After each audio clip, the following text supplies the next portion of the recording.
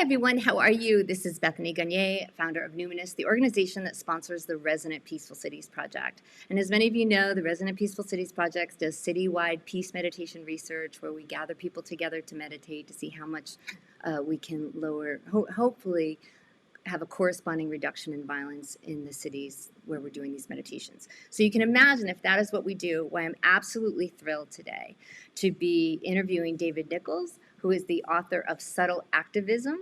And David, can you tell people a little bit about your book, Subtle Activism, and just your great work?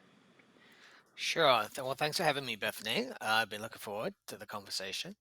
And well, subtle activism is a whole approach that became sort of my life work over a long sort of journey. And um, I wrote the book that was based on my dissertation, PhD dissertation at California Institute of Integral Studies. And the whole concept of subtle activism is basically it's like taking seriously the idea that our practices, our spiritual consciousness based practices, meditation, prayer, ritual, uh, can be a legitimate form of social action, that they can be of benefit not just to the individuals doing it, but that there is a very important, powerful effect on the collective consciousness.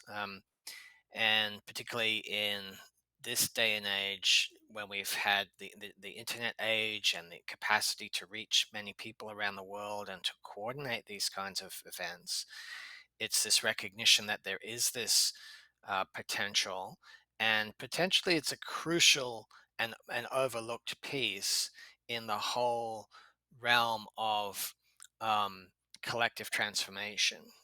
This there's in our world that tends to be very materialistic and very extroverted. We look in all kinds of places, but have tended to overlook and not take seriously enough, in my view, the the power of the consciousness work itself to really set the foundation for the changes that we need to make in the world. So so that's the basic idea, and of course we can expound on that a lot further. Yeah, and you have been leading people in these large scale initiatives, right? As though you've been working with people worldwide and working with tens of thousands of people, leading them into these spaces that are really fertile for creating something new. And you talk about the enthusiasm or the kind of potential, the opportunities. There's like a level of tapping into something that maybe we haven't touched before, correct? Yeah, well, I think we're going through time where there's been such despair, right? There's so much destruction, so much divisiveness, so much separation. And I think that when people have profound experiences in this sort of work, it's one of the few things that they come across which has this feeling of that they recognize this is an evolutionary response to our moment. This is something new Mm. emerging in human consciousness, in human evolution. I believe this is true. I think that it's a creative response. Every age that has its challenges also brings forth its creative responses to those challenges. And what I feel is part of what's going on with this kind of response that we're calling subtle activism is it's it's it's an emergence of something in consciousness that's going beyond um, individual, the separate self. And it's this recognition that when we come together and create these coherent, sometimes call them symphonic fields of symphonic consciousness, when we Mm. blend our consciousness together, bring together our essence of love, of truth, of kindness, of um, purity and joy, that something greater than any one of us emerges, and that it's that kind of power that we need to tap into at the moment to deal with the level of chaos and destructive elements that are here, that it has a certain kind of healing potential that is, again, not just for the individuals involved, Mm. but can help heal some of the collective wounds and the collective traumas and the all of those issues that have been held in our social awareness from the wounds of the past.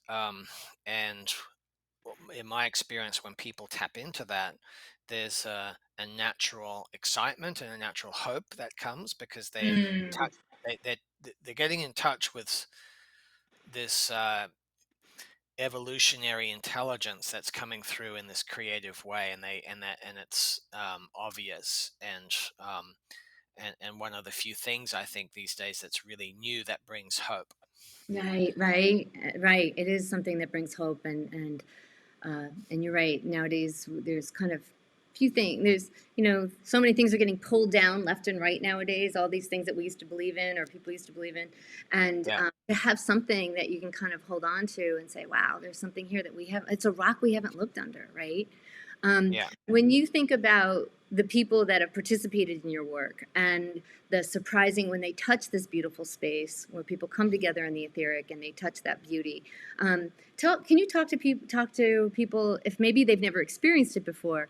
What are some of the experiences, or how do people share about how it can be transformative to them? yeah. One of the common experiences that I have is that people often come to these sorts of events or practices um, at a certain level of consciousness. Like, let's say, we've done events, for example, the last four US presidential election campaigns. We call them Wise USA, and we had a series of um, uh, meditations to with the intention of creating this field of wisdom that could bring forth the highest and best outcome. Wonderful. Wow, that's so great. uh, Non-partisan, and often people might come into an event like that, and they have, say, their partisan positions, and they have which are, we all get influenced by the media and social media, and we have our views, and and they come into this, and then when you create this field where we all drop several layers deeper together, and but we're still holding in our consciousness, say, the field of America, the situation, even the political situation. But as the consciousness drops, what's very often is people suddenly realize they go much deeper than the positions they had when they came in, and Interesting. there's a deeper wisdom that emerges uh, that always has something to do with seeing more of the unity of things than what they had before. And Right. so, and so it doesn't necessarily mean that they've uh, that they've like changed sides politically or something like that, but there's this more profound understanding that is several layers deeper than the normal positionality that we have, and and that's always very satisfying to me. I can only imagine. Wow, that's so beautiful. I'll have to know next time for the next election. We don't have to co-promote your work. Absolutely, that Oh, sounds so beautiful. The thing is that this is what my experience a little bit is when we work with the field so much, we've come to understand that the field is equal opportunity, right? But what I found is sometimes people will feel as though maybe what we're doing is we are trying to kind of like impose our will, but like you were saying, no, we're just inviting this greater wisdom that is holding the highest and best for all concerned, not from the small little ego, right? right. Yeah. So in our work, how I understand it is that the group, coming into the coherence together, it's like coming into sanity together, or it's like we're a sanity check for each other, because you come you because there are these it's like there are these universal truths. That we are part of this world, and so when we come into a deeper connection together, we all recognize in each other. Oh, it's the same kind of silence that's in you, that's in me. It's the Mm, same kind of love. It's the same kind of joy. But also, we start to come into deeper resonance with the natural energies of the earth, for example, and the cosmos, the natural order that we're part of. And what I feel happens is that when we do that, we become, as a group, this kind of channel for those natural energies, and some of these higher energies to move through the group. And as you say, it's then um, it's then a matter of just being more in that allowing space to allow that energy to flow through, and for then what's in the highest good to happen is what we're in service to. And mm. we sort of get out of the way in that sense, and allow those bigger forces to move through our field. And I think that helps to it's something that we can do as a service to um, bringing the collective a little further, a little more back into balance, a little closer to the natural flow of things than the chaotic place that it usually is. Yeah, certainly. How about over the years yourself, as far as you working with the field, your work has your work has unfolded. Yeah. What are things that you could share with people as far as living from this perspective that we are part of this infinite intelligence, and we are part of it. It is part of us, and when we learn how to, what I say, calibrate properly with this greater intelligence, if I can, I know my work is a lot of times just to remain poised, properly poised between me and this infinite intelligence, or the small me, or big, however you want to put it. But Yeah. can you talk to that? Because it's a way of life, it's a way of understanding. The rules kind of Mhm. change a little bit, right? I mean, um, what, what do you mean by the rules well, change? well, just it's a different way of walking through this world Of when course, we're yes, yeah, and of course, like the work that I do, it's not obviously just some academic interest that I right. have taken up. It's emerged out of my own deeply personal spiritual journey, and so I was on a spiritual quest myself for a long time. It started fairly young for me, and then um, I would say this work is, in a sense, the flowering of that journey. Mm, And of course, it's an ongoing journey, as it is for all of us. Uh, of it's just so many layers to the yeah, onion, right? Of, yeah. of continually doing our healing, and and and coming back into alignment with those principles. I mean, what I find, what I'm grateful for in the work I do, is that in helping to facilitate these coherent group energy fields, and I have a group that meets weekly, that meets throughout the whole year. So we have a deep process that's happening, that's a support for all of us. Well, it's a support for me too. So the being, I mean, that's why I think spiritual communities and have always, that's the purpose they've always served, is we need some sort of mediating force between us and the divine, and the spiritual community holds us, and in this work, it's very specifically the field that we create, when we blend our essence together on a deep level. Well, we can all draw from that, and it kind of contains this intelligence that's more compassionate and wise than any one of us. And so I'm constantly drawing upon that field myself just to keep me sane, especially in this time of just sort of mad change on the Yeah, planet. right. Yeah, Yeah, absolutely. Absolutely. And that well is palpable. It's not just metaphoric, at least my experience. Is it's palpable. You feel the download, right? I mean, absolutely. I know. It's so Yeah, yeah, beautiful. yeah, yeah. Well, and I think this is the thing. Probably most people listening to this don't need any convincing of it, but the in our world at large, of course, the general view is that those sorts of subtler realities are more ephemeral and so therefore not as consequential. But in reality, it's really reverse. That the Gandhi had that saying, the subtler the force, the more powerful it is. Oh, wow. I haven't heard that, but yeah, absolutely. Yeah.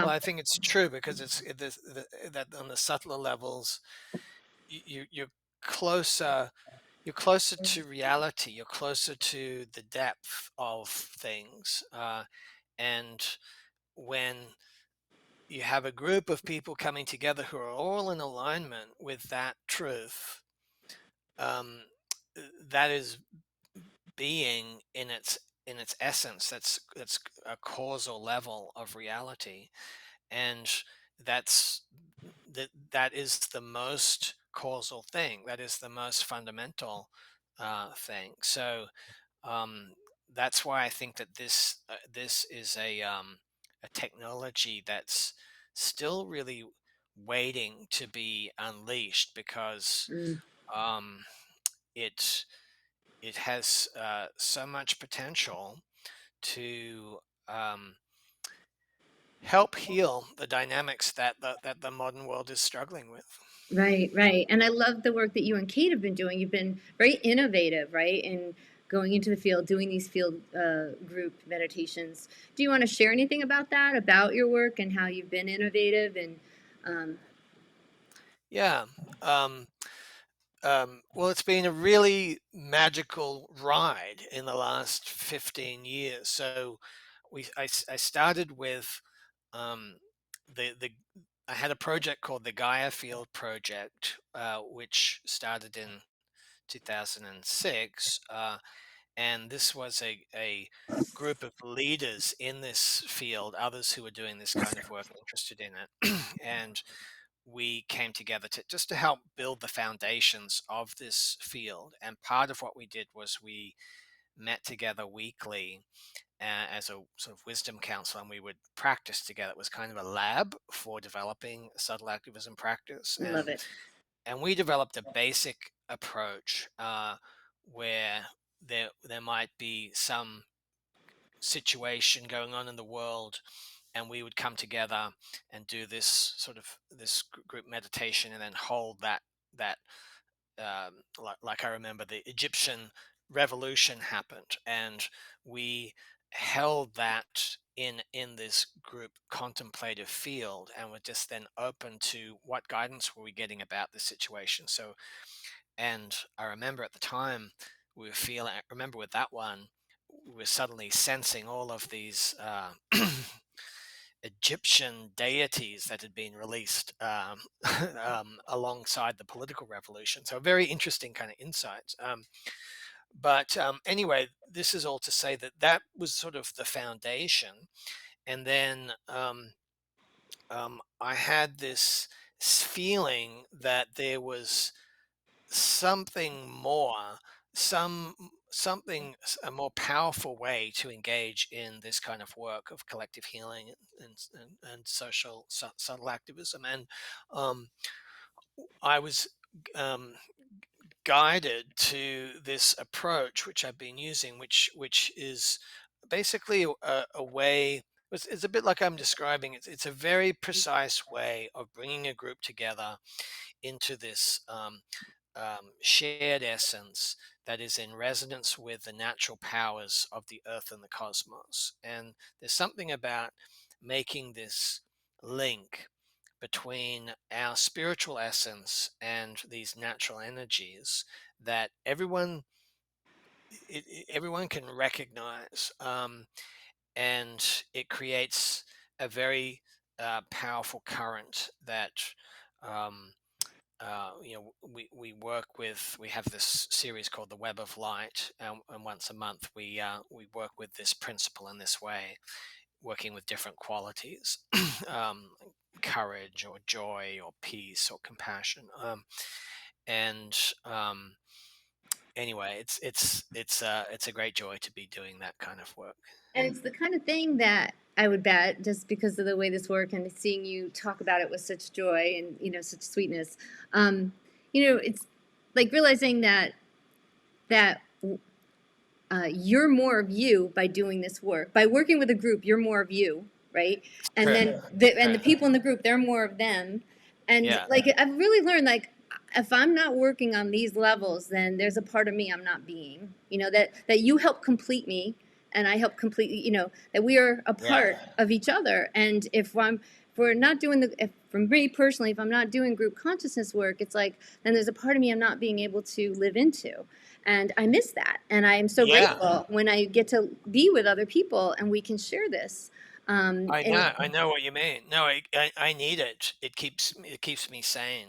yeah, And again, especially during these times, like to mm, if I didn't have a way th- through this work to feel that I was actually contributing in a meaningful way right. to holding, firstly, holding the space that supports the transformation that's happening, and also bringing through what I feel like part of what happens is it brings through these kind of vibrations that are part of the new energies that are wanting to come in to the earth at this time, and so it's highly meaningful, and then my life makes sense to me.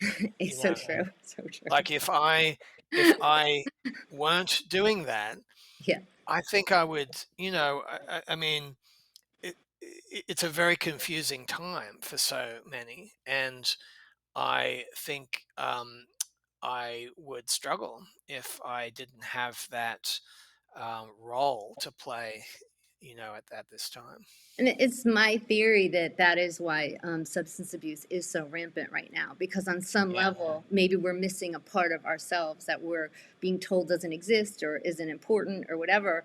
And on a very deep level, when people, I always say, I've worked a lot with the recovery community, and this idea of like, I always find it so fascinating that deep within each of us, we know that we are meant to feel sweetness, joy, goodness. Like something inside of us tells us that we're worthy of that. Like that is what we are meant to live. And so often when people will reach for these substances or reach for the whatever it is, and it's really maybe it's what we're really looking for is this portion of ourselves that we're not acknowledging, that we're not inviting in, that we're not inviting others in. And I really feel like it fills that gap that people are trying to fill with other substances. yeah. No, I agree, and I mean, I don't know about you, but I mean, I've been on a spiritual path for quite a while, but the intensity of the transformation that we're being asked to do at the Uh, moment is really off the charts. no wonder. And Yeah. and uh, we're all being challenged to let go of these parts of ourselves that are connected to the dying era. I think, Mm, that let go of these systems that are collapsing, but it's also reflected in parts of us that we're sort of having to let go of, and it's not a walk in the park. So no, it's not. and that's why I think we need these new ways that are working with the group consciousness. It's like you get to do your service work for the whole, but it's also for yourself at the same time. Absolutely. It's like Yeah, it's profoundly healing. It really brings you into your own body, your own psyche, into a healing space. yeah, absolutely. Yeah. Yeah, And I often say, just because this is where my biofeedback background comes in and brain waves and all of that is, this work could sound, if you're it could be that our conversation could sound so, I often say, like a Hallmark Christmas card, like, a Hallmark card, like this very surface, oh sweet, whatever.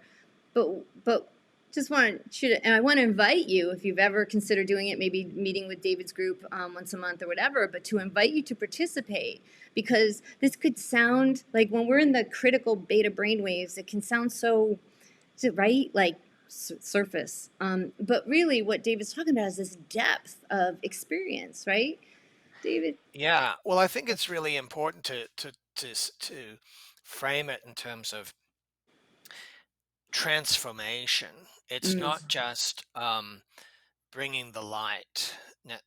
Like it's um, there's a lot of darkness in the world at the moment, and what the consciousness community has to contribute to the collective situation, I believe, is this wisdom around the process of transformation, and mm, specifically the transformation of the dark into the light, the alchemy of um, not turning away from that darkness in the world or in ourselves, but holding it in this more profound place.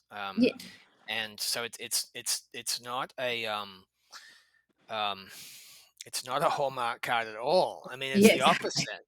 It's exactly. it's it's eyes wide open together, Truth. um, bringing our full selves, our full presence to meet the realities of the darkness that Mm, is here, but holding it in consciousness, meeting it like that, and that does a service in my view. Like, not it's not getting, because what are the alternatives? We avoid it, we look away, we space out, we get addicted, we fight, and we try to, and there's so much of that going on. We get pulled into the conflict of da da da da, da, and then we're just part of the reactive field. mm, And there's a deeper uh, wisdom, um, that uh, is this one of um, holding the window of transformation. But it takes us doing it together, I think, because this it's just that much power that's happening at the moment, that we need an equal and opposite power to meet it. absolutely. I love the way you said the consciousness community has an opportunity to contribute, right? So I don't know about Yeah. you, but I know, for I used to kind of downplay my understandings and just think that, well, it's not 3D, so it's not really that serious. No, I'm starting to understand that our understandings of consciousness are now desperately needed. So I love the way you said it's time for us to contribute. It's time for us to kind of bring our wisdom forward and honor it a little bit and share it in the field. So my question to you is, if somebody were to say, does it really matter what I think about in the field? Like, can I make a difference with my consciousness? David, what would you say to somebody who's asking that question? Do I matter? Does my consciousness matter? Does it matter what I think about? Does it matter what I focus on? Any thoughts you have to share to encourage people to come to understand how much, will you answer it in your way? Yeah.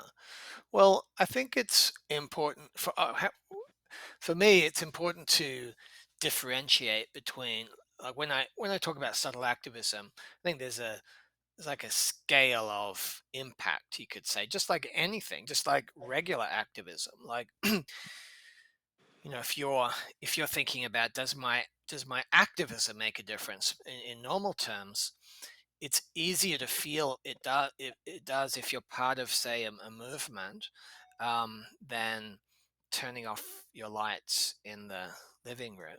Uh, Like, you might think, okay, yes, I should do that, but there's also the feeling of being part of a very focused and coherent wave of action.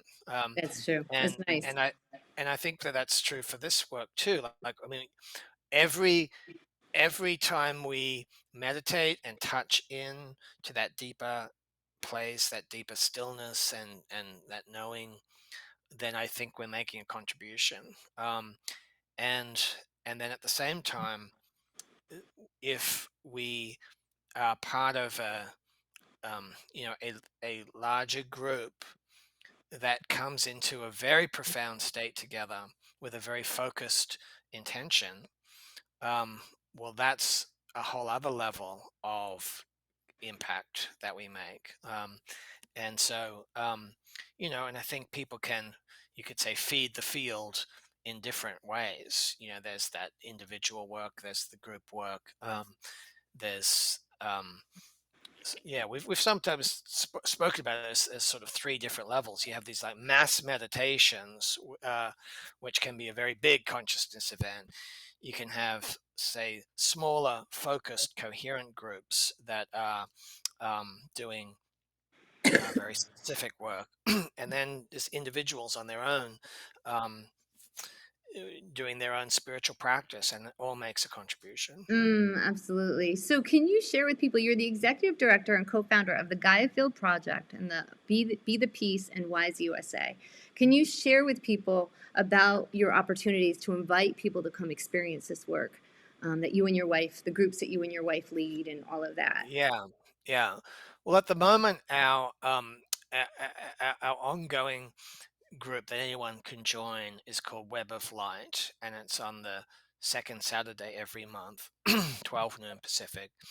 It's a free offering, and and I love the community that's developed around Web of Light, and how that project came about was I had uh, moved to Mendocino from San Francisco just after the 2016 election, and Mendocino has these amazing redwood forests, and I was walking through the forest, and I just heard this guidance, which said, you need to create a web of light to um, create protection for the vital systems of the earth. And in hindsight, I felt like it was like the spider wisdom was talking to me from the forest. And the basic um, idea was that just as in a forest ecosystem, spiders play this role with their webs in that they control the population of excess population of insects. And it was this understanding that if we create this web of light, we're playing a role on that subtle level to control the excess population of negative emotions. Mm. And and so we've built this web over the last 5 years, with hundreds of people involved, and so it's a very um, beautiful field, um, and it's each time is different, and as I say, it's something that's very much integrated with the natural powers. So we'll weave this, say, web of compassion and offer it to the world's forests, or we'll weave a sun of joy and offer it to the sun. And it's so that's the easiest access to our work at the moment. Okay, wonderful. I know my friend Suzanne, who our common friend Suzanne. She attends them once a month, and she just says they're like one of her favorite meditations, and just speaks so highly of it. And I'm certainly hoping to participate myself soon. I just told her for some reason I think it's been going to spam or something. I've been missing the emails that you've sent. Um, but anyways, is there anything else that I could just see that we could do several of these? I'd appreciate it if Yeah. we ever get around to it. There's so many things we can touch on. Is there anything else that you want to share? About what's your website that people could go to? EarthRising.one. EarthRising.one. Is that right? Yeah, yeah, Okay, and they could also check out EarthAstrology.one. that's right. Okay, Yeah. all righty. And that's another whole thing we could talk about sometime. And well, I just so appreciate it. You know, as I told you, I had heard about David's work for a long time, being in this field. And when my friend Suzanne, who's been participating in his meditations once a month, told me that she was friends with him, I was absolutely thrilled. So this has been kind of a dream come true for me to just chat with you and talk shop. And Well, we'll have to do it again. I mean, I'm obviously also very grateful and impressed by your work, and since I know the field so well, I know what a contribution you're making. So it's great. Yes, great to talk shop with you. I know, right? Really great to Yeah, talk shop. So, all right. Well, I hope everyone be sure. I'll leave David's website with this, and we will talk to him again because I'm sure there's lots to chat about, especially maybe as we get close to the election and those types of things, and that would be super. sounds great. Thanks, Okay, Bethany. Thanks so much. absolutely. Yeah, to give your Yeah. wife, tell your wife I said hi. All Okay. right. Bye bye.